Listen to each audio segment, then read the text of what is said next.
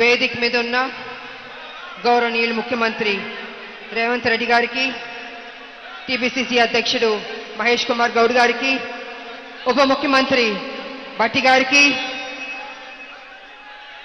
Telangana incharge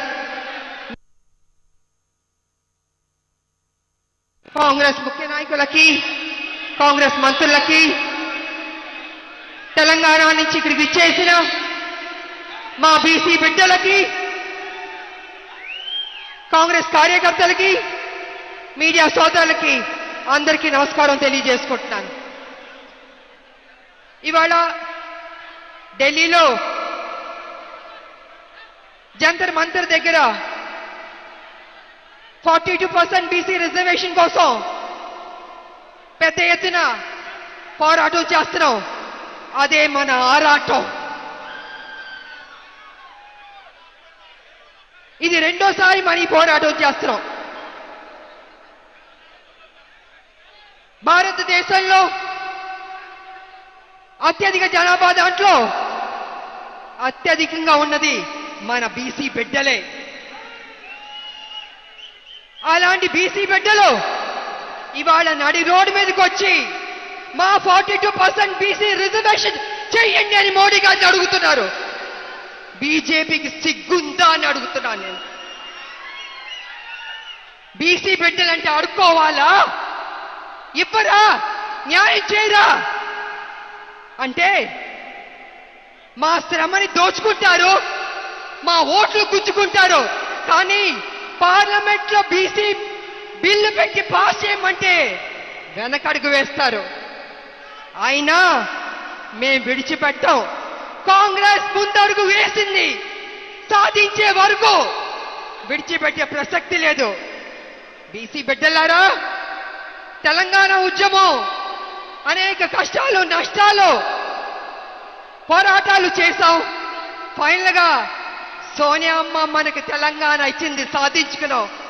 అదే విధంగా బీసీకి కూడా 42% రిజర్వేషన్ కూడా డెఫినెట్ గా సాధిస్తాం. వదిలిపెట్టే ప్రసక్తి లేదు. ఇవాళ నిజంగా బీసీ బిడ్డల గురించి చెప్పాలంటే చాలా తక్కువే. ఎంత చెప్పినా తక్కువే. మన భారతదేశం అభివృద్ధి చెందిందంటే దాంట్లో బీసీ బిడ్డలు పెద్ద పాత్ర పోషించారు. వాళ్ళ సాక్రిఫైస్, వాళ్ళ శ్రమ, వాళ్ళ కమిట్మెంట్, వాళ్ళ త్యాగాలు ఈ భారతదేశానికి ఇచ్చింది. చేతి వృత్తుల కోసం ఎంతో కష్టపడ్డారు. చేతి వృత్తులు చేసుకుని ఎంతో సంతోషంగా బతికేవారు బీసీ బిడ్డలు. కానీ ఇవాళ కాలం మారింది. యంత్రాంగం కాలం మారింది. మిషన్లు వచ్చేసినాయి, రోబోలు వచ్చేసింది. రోబోలేమో వంటలు చేస్తుంది, ఆపరేషన్ కూడా చేస్తుంది. అలాగే మిషన్లు వచ్చిన బట్టి ఇవాళ చేతి వృత్తులు కనుమరుగైపోతున్నాయి. మరి చేతి వృత్తులు కనుమరుగైపోతే వాళ్ళు ఏ రకంగా బతుకుతారు, ఏ రకంగా ముందుకెళ్తారు, సమాజంలో ఏ రకంగా పైకొస్తారు? కాబట్టి రాహుల్ గాంధీ గారు జోడో యాత్రలో అనేక రాష్ట్రాల్లో ప్రజల్ని చూశారు, కలిశారు, మాట్లాడారు, వాళ్ళ సమస్యల్ని తెలుసుకున్నారు. ఆ తర్వాత ఒక నిర్ణయానికి వచ్చారు.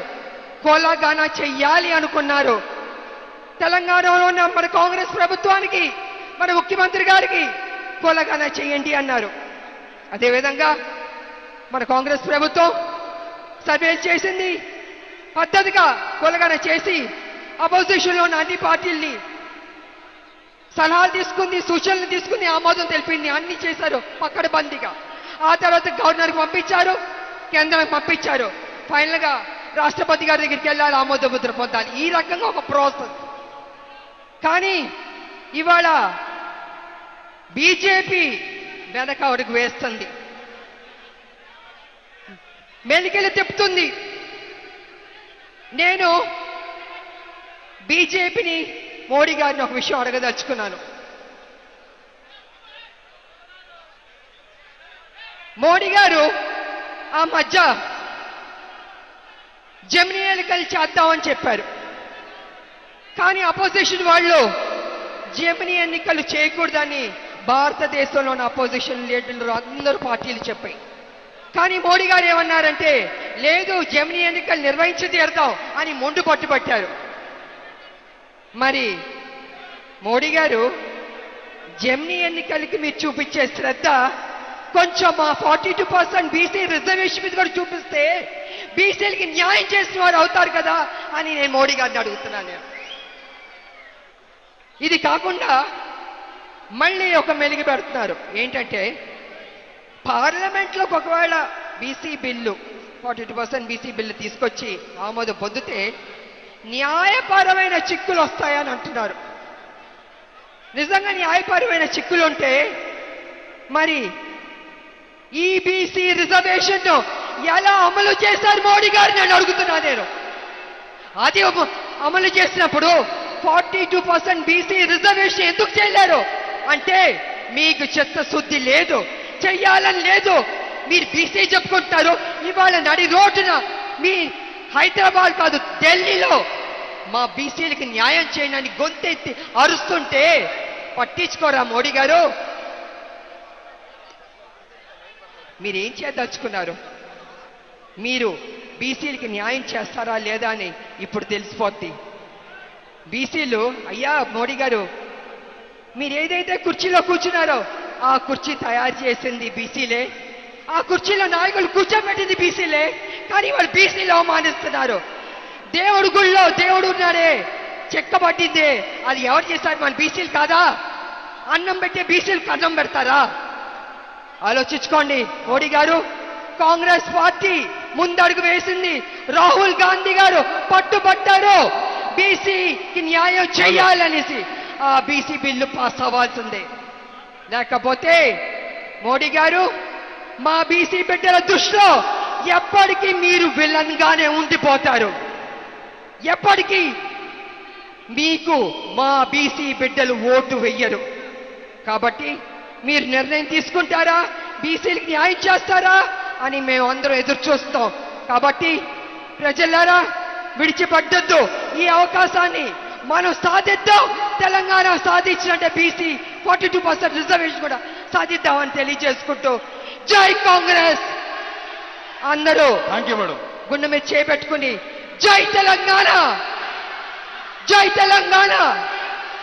ఎందుకు గట్టిగా చెప్పమంటానంటే సోనియా గాంధీ గారు ఇక్కడే ఉన్నారు. అమ్మ సోనియా అమ్మ మనకి తెలంగాణ ఇచ్చింది, ఆవిడ సంతోషిస్తుంది.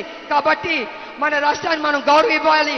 గుండె మీద చేపెట్టుకుని జై తెలంగాణ, జై తెలంగాణ, జై కాంగ్రెస్. Thank you.